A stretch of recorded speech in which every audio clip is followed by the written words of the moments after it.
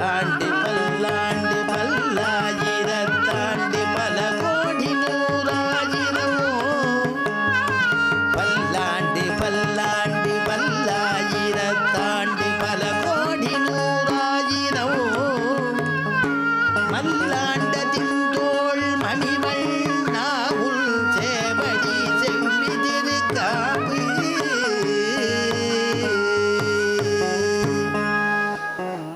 திருமேனி ஒன்றும் ஆயிடக்கூடாதுங்கிறதுக்காக திருக்காப்பு பண்ணாராம். அடியோமோடும் நின்னோடும் பிரிவின்றி 1000 பல்லாண்டு.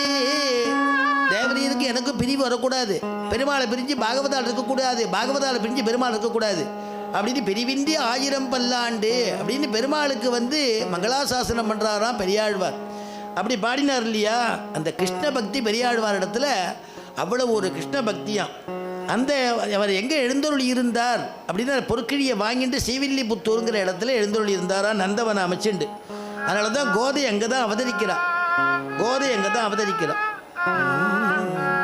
கோதை பிறந்த ஊர் கோவிந்தன் வாழுமூர்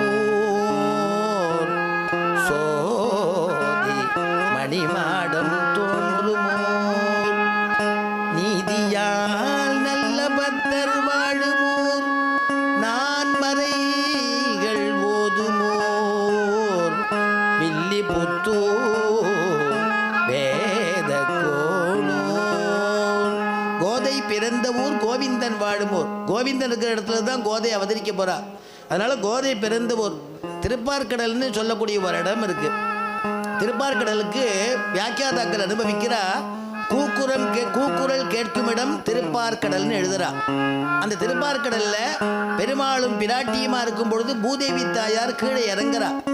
சுவாமி, நீங்க வராக அவதாரம் பண்ணும் பொழுது நீங்க என்ன உத்தாரணம் பண்ணேலே, அப்ப தேவரீர் இடத்துல நான் பிரார்த்திச்சுட்டேனே. என்ன பிரார்த்திச்சுட்டேன்னு தெரியுமா? நீங்க என்ன பண்ணணும், என்ன உத்தாரணம் பண்றது பெரிய விஷயம் இல்லை, அநேகமான ஜீவகோடிகள் சம்சார சாகரத்தில் தத்தளிச்சுட்டு இருக்காளே, அவளை கரையேற்றணும்னு சொன்னேன். அதுக்கு தேவரீர் என்ன திருவாக்கு மலர்ந்தருளினீர் தெரியுமா? எவனொத்தன் என்ன பூமாலையாலையும் பாமாலையாலையும் என்னுடைய நாமாவை சொல்லிட்டு என்னிடத்துல சரணாகதி பண்ணிட்டு எவனொத்தன் என்ன அர்ச்சிக்கிறானோ அவனுக்கு நாம் அனுகிரகம் பண்ணுவோம்னு சொன்னேளே. அந்த கிரியையை அந்த காரியத்தை இவாளுக்கெல்லாம் தெரியாது.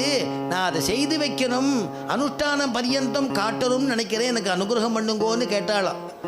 உடனே அப்படியே ஆகட்டும்னார் பெருமாள். ஆனாலும் அவருக்கு என்ன மனசில் என்னன்னா, இந்த பூமி பிராட்டி அம்சமான இவளுக்கு ஒரு தகப்பனார் வேணுமே, யோகித உடைய தகப்பனாரா வேணுமே. யார தகப்பனாராக பண்றதுன்னு நினைச்சாராம். விஷ்ணு சித்தரை தேர்ந்தெடுத்தாராம். விஷ்ணு சித்தன்கிற திருநாமத்துக்கு விஷ்ணுவை விஷ்ணுவுடைய சித்தத்தில் இருக்கிறதுனால விஷ்ணு சித்தர்னு திருநாமம். விஷ்ணுவை இவர் சித்தத்தில் வச்சுட்டு இருக்கிறதுனால விஷ்ணு சித்தர்னு திருநாமம். எப்படி வேணாலும் திருப்பி போடலாம். அடியன் குருநாதர் கல்யாணபுரம் சுவாமி சாதிப்பர் அவர்கிட்ட கேட்ட கதாகாலட்சேபம் தான் இன்னைக்கு சொல்றது. அவர் போட்ட வித்யா பிக்ஷை தான் நான் இன்னைக்கு சொல்லிட்டு இருக்கேன். அந்த மாதிரி அப்படி ஒரு விஷ்ணு சித்தருக்கு பொன்னாக அவதரிச்சாள் அப்படின்னார். அந்த ஸ்ரீவில்லிபுத்தூரானது எப்படி இருக்கு? அந்த அவரோட துளசி பாத்தியில கீழே திடீர்னு ஒரு குழந்தை, அவரே எதிர்பார்க்கவே இல்லை. அந்த க்ஷேத்திரம் எப்படி இருக்குங்கிறத தனியன்லேயே சொல்கிறார்.